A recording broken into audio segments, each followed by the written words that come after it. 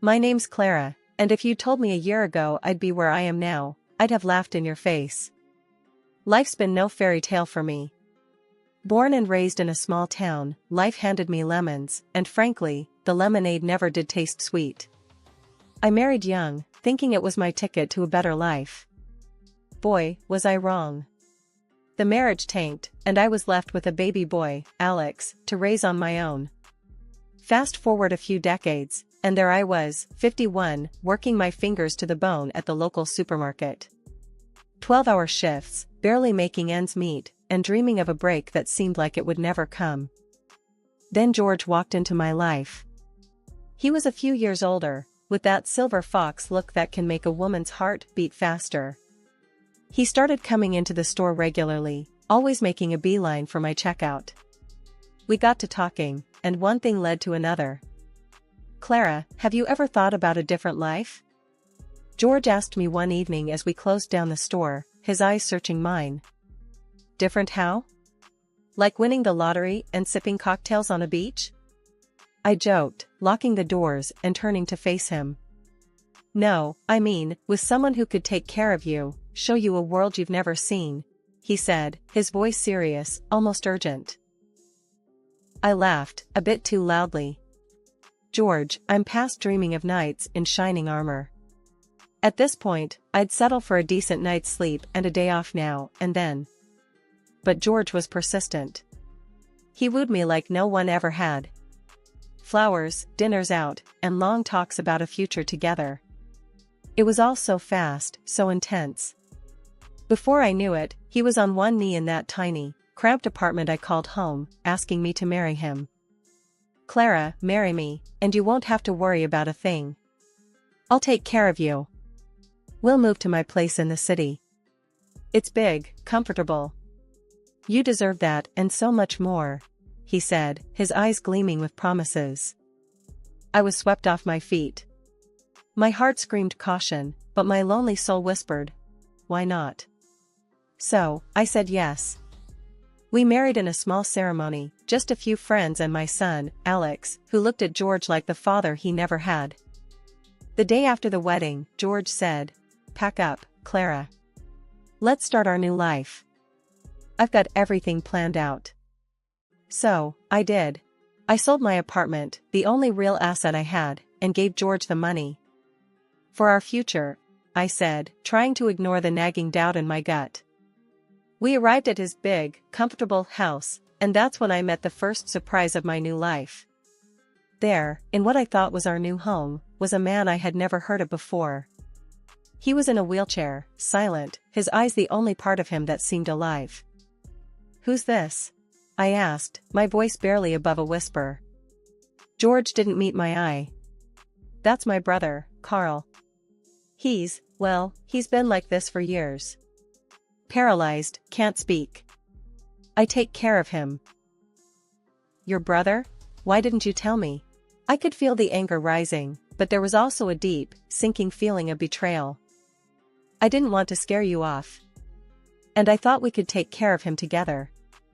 "It's not easy, but I've managed so far," George said, his voice taking on a pleading tone. I looked at Carl, then back at George. "You could have told me, George.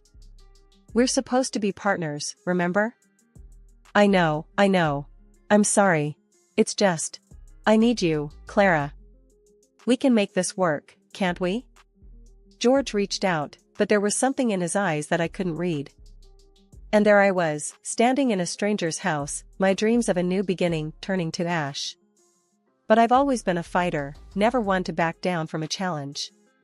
So, I rolled up my sleeves, ready to face whatever this new life threw at me. Little did I know, this was just the tip of the iceberg. "All right, George. We'll make it work.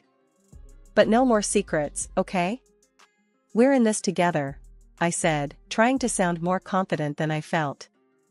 George smiled, relief washing over his face. "Together," he echoed, but even then, I wondered what I had gotten myself into. Settling into George's house was like stepping into an alternate reality, one I hadn't signed up for. The big, comfortable house he boasted about was more like a full-time care facility, minus the staff. And Carl, the brother I hadn't known existed until we walked through the door, was now my responsibility too. The first few days were a blur of trying to figure out how to care for Carl, maintain the house, and adjust to a life I wasn't prepared for. "Alright, George, how do we do this? You gotta show me the ropes here," I said one morning, finding George in the kitchen, nursing a cup of coffee. The sunlight streamed in, casting shadows that seemed too stark for the early hour. George looked up, his eyes weary. "Clara, I know this is a lot. I should have prepared you better. Carl needs constant care, and I've been managing alone, but it's hard." "Managing? You call this managing?" I couldn't keep the edge out of my voice. "You've been hiding this from me. You think I'm just gonna step in and play nurse?" "Clara, please." George's voice was low, pleading. "I need your help. It's just until we figure something out. Carl's condition, it's not easy." I took a deep breath, trying to quell the rising tide of anger and betrayal. "Fine. But you're gonna teach me everything. And I mean everything, George. I'm not a miracle worker." Of course, of course. Thank you, Clara." George seemed genuinely relieved, but it did little to ease my frustration. The following weeks were a crash course in caregiving that I never wanted. George showed me how to lift Carl, change him, and manage his medications. The tasks were daunting, and the responsibility weighed heavily on me. Part of a family I didn't choose, in a life that felt like a trap. As the days turned into weeks, I found myself adapting out of necessity. Carl, despite his condition, was a gentle soul.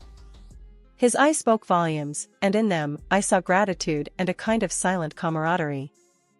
"Hey, Carl, how we doing today?" I'd ask, trying to keep the mood light as I went about my tasks. Carl couldn't respond, but his eyes would follow me, and occasionally, there'd be a flicker of something that looked like a smile. "It's just you and me, buddy," I'd say, half joking, half serious. The dynamic duo. But the strain of caregiving, coupled with the isolation of our situation, started to take its toll. George was around less and less, claiming work demands, leaving me to manage the household and Carl's needs on my own. The days turned into a monotonous cycle of caregiving, housework, and waiting for George to come home. Each evening, I'd watch the driveway, hoping for a sign that things would change, that George would find a way to lighten the load. But as the sunset faded to darkness, I'd be left with the chilling realization that I was on my own in this. "Tomorrow's a new day, Clara," I'd tell myself, clinging to a hope that was as fragile as the silence that filled the house. But with each passing day, that hope dimmed, overshadowed by the reality of my new beginning. The year rolled by like a slow-moving storm, each day blurring into the next. There I was, knee-deep in the endless tasks of caring for Carl, scrubbing floors, and tending to a bunch of pets that seemed to multiply when I wasn't looking. George? He was hardly ever around, always off on some business trip or another. The man was like a ghost, appearing just long enough to remind me he existed, before vanishing again. Every month, like clockwork, $3,000 would land in my account. It was supposed to be enough, George said. Enough for what, though? Couldn't even splash out on a new dress for Christmas, let alone anything else. Every penny was accounted for, every expense had to go through George. Felt like I was more of an accountant than a wife. The few times George did show up, it was like having a stranger in the house. We'd dance around each other, making small talk that felt as stiff as the collars on the shirts I ironed for him. "George, this isn't working," I finally said one evening, as he packed his suitcase for the umpteenth time. "Feels like I'm just the help around here." George, always so smooth, just flashed me that salesman smile of his. "Clara, babe, you know how it is. The business needs me. But hey, I'm providing, right? You got everything you need." I snorted, folding my arms. "Everything except a husband." "What's the point, George? You're never here. This house, it doesn't feel like a home. It's just empty." He paused, his smile faltering for a moment. "Look, I know it's tough. But it's all gonna pay off, you'll see. Just gotta hang in there a bit longer. Hang in there? I was hanging by a thread. But arguing with George was like talking to a brick wall. So, I let it go, watched him zip up his suitcase and head out the door, leaving me in the silence of the big, empty house. Days turned into nights, and I kept on keeping on. Caring for Carl, who despite everything, was the closest thing to company I had. The pets, at least, didn't care that my conversations were one-sided. They were happy just to be fed and fussed over. But it wore on me, the loneliness, the monotony. I felt trapped in a life I hadn't chosen, a life that was chosen for me by a man who saw me more as a convenience than a partner. "Carl, what am I doing here?" I'd ask, half expecting him to answer. Of course, he never did, but it was comforting to pretend, to imagine a life where the choices were mine to make. As the year mark approached, I took stock of my life. I was a caregiver, a housekeeper, a maid in a house that didn't feel like mine. My husband, a ghost, only present in the money he sent and the brief visits that left me feeling more alone than ever. That year, as autumn turned the leaves golden, a letter arrived that would flip my world upside down. It was addressed to Carl, but with George away, as usual, curiosity got the better of me. The envelope was thick, official-looking. I turned it over in my hands, debating, before slicing it open. Inside, a letter from a lawyer, something about a visit and discussing important matters concerning Carl's estate. Huh. I muttered to myself, glancing over at Carl, who was watching me with those knowing eyes of his. "Looks like you've got some fancy lawyer wanting to chat, Carl. Wonder what that's about." For a moment, I considered calling George, but something held me back. Instead, I wheeled Carl closer, reading the letter out loud to him. When I finished, Carl did something he hadn't done in a long time. He moved his hand, weakly gesturing for me to put the letter down and not to call George. "You don't want me to call him?" I asked, surprised.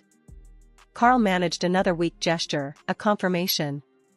It was the most communication we'd had in months, and it left me more puzzled than ever. A few days later, the lawyer arrived, a Mr. Thompson, carrying a briefcase and wearing a look of solemn importance. I showed him into the living room, where Carl was already waiting, the letter on his lap. "Mrs. Clara Smith," Mr. Thompson began, then paused, checking his notes. "I'm here to discuss Mr. Carl Jackson's affairs." I nodded, feeling out of my depth. "Yes, I've been taking care of Carl. George is away on business." "I see. Well, it's imperative Carl is part of this discussion. It concerns his estate and his well-being," Mr. Thompson said, opening his briefcase. As the lawyer laid out documents, I sat, stunned, as he explained the truth. Carl, it turned out, was the wealthy owner of the house and much more besides. George, on the other hand, was not the brother he claimed to be but a hired caretaker, paid handsomely to look after Carl.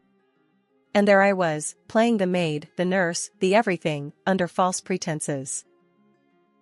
"Wait, so you're telling me this whole setup? George pretending to be Carl's brother, it's all been a lie?" I asked, my voice rising with each word. "Indeed, Mrs. Smith. I'm afraid you've been misled. Carl here is my client, and he's been under the care of George, whom we've been paying a significant sum to ensure Carl receives the best care possible," Mr. Thompson explained, not unkindly. "And what about me? I've been doing all the work, thinking." My voice trailed off as the anger and betrayal settled in. "Does this mean I'm just, what, exactly?" "Unfortunately, it appears you've been unknowingly drawn into this deception. This is a matter we need to rectify, for Carl's sake and for legal reasons," Mr. Thompson continued, glancing sympathetically at me then at Carl. The room spun as the implications of Mr. Thompson's words sunk in. All this time, George had been using us, for his own gain. And Carl, unable to speak for himself, had been trapped in this lie alongside me. "So, what happens now?" I asked, feeling a mix of fear, anger, and an overwhelming sense of betrayal. "We will need to reassess Carl's care arrangements, including revisiting the financial agreements," Mr. Thompson said, closing his briefcase with a final click.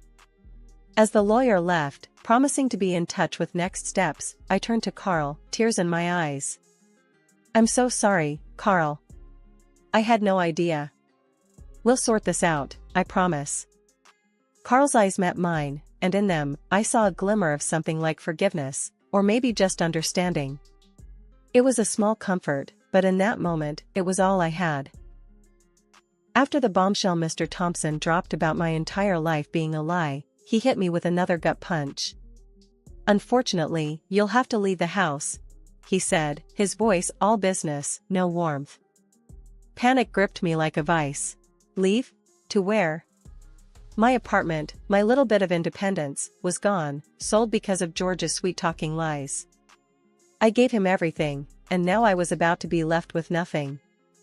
That night, I cried until the tears wouldn't come anymore, my heart a mix of hurt, betrayal, and fear. By morning, desperation replaced despair. I had to do something, anything. With a shaky resolve, I approached Carl. Even though he couldn't respond, I hoped he could understand. "Carl, I've got nowhere to go," I started, my voice cracking. "I was wondering, maybe, could I work for you? Officially, I mean. I can take care of you, like I've been doing." It was a shot in the dark, but Carl's eyes, they always seemed to understand more than he let on. And in that moment, they told me I wasn't alone in this mess. Mr. Thompson was called back in, and I laid it all out, raw and unfiltered. I've been doing the job anyway, haven't I? Taking care of Carl, the house, everything. I need this job. Plus, you won't find anyone who cares about Carl more than me. To my surprise, Mr. Thompson didn't immediately shut me down. Instead, he nodded, tapping his pen against his chin. "Let's see what we can arrange.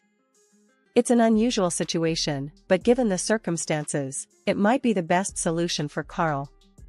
The next few days were a whirlwind. Mr. Thompson worked with Carl's legal team to draft a new contract, this time with my name on it, as Carl's official caregiver. The salary was more than I'd ever dreamed of, a stark contrast to the measly sums George used to send. When Mr. Thompson handed me the contract, I felt a weight lift off my shoulders.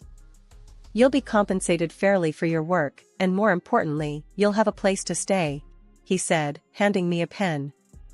Signing that contract was the first step towards reclaiming my life, towards something that felt like justice after months of deception.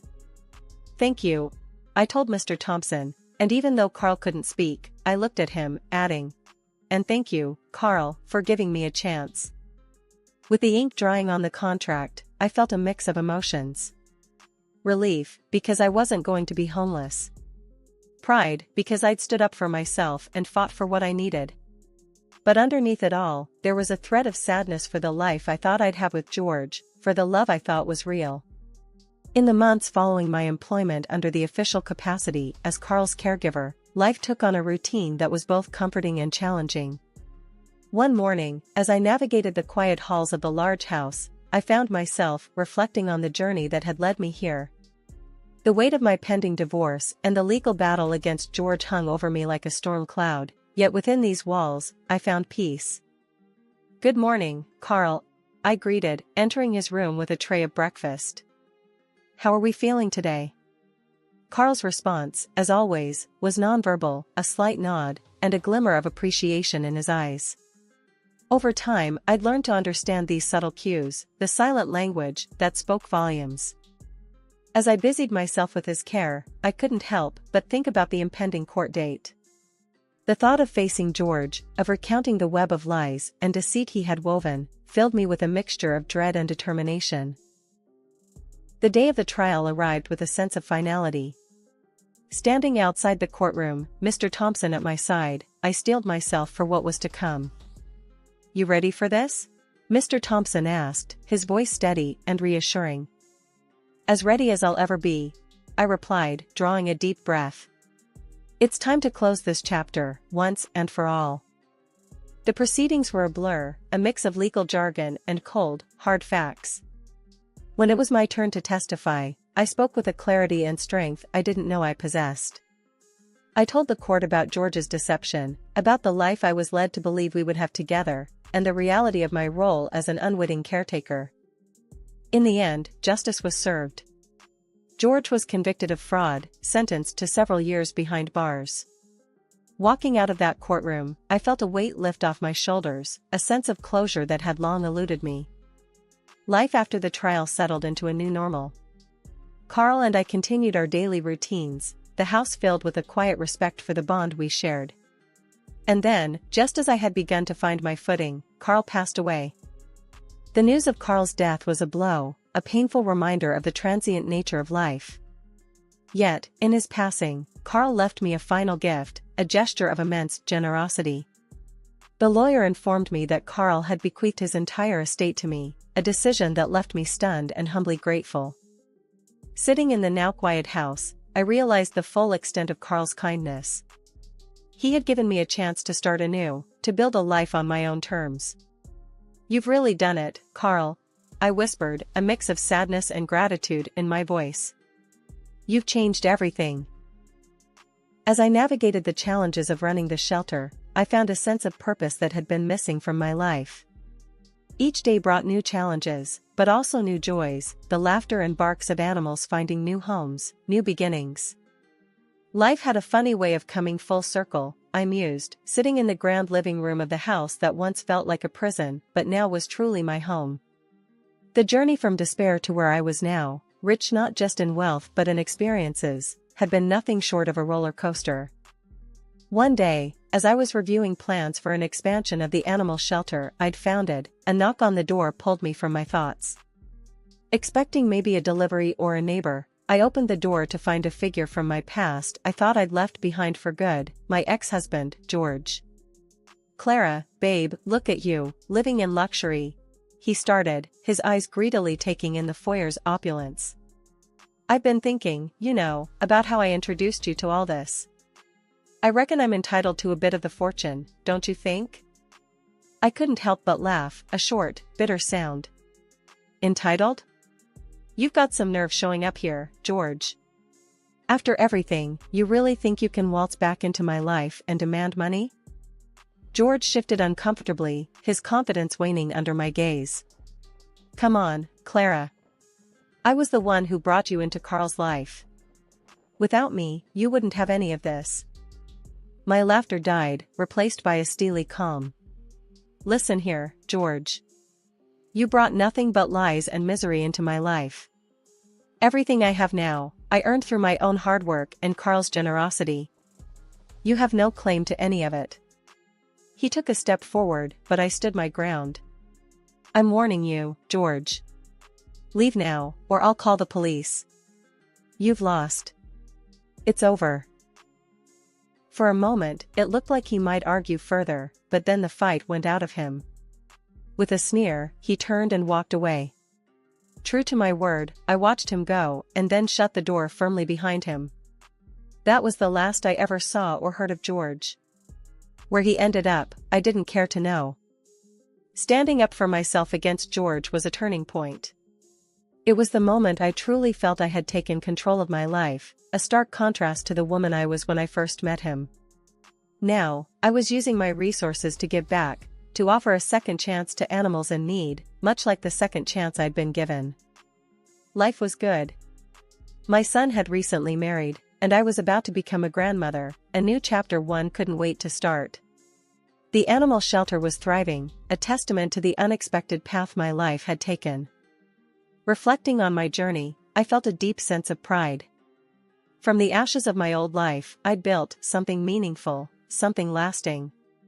I had found happiness not just in the wealth and comfort that surrounded me, but in the knowledge that I was making a difference, both in the lives of animals and in the community around me.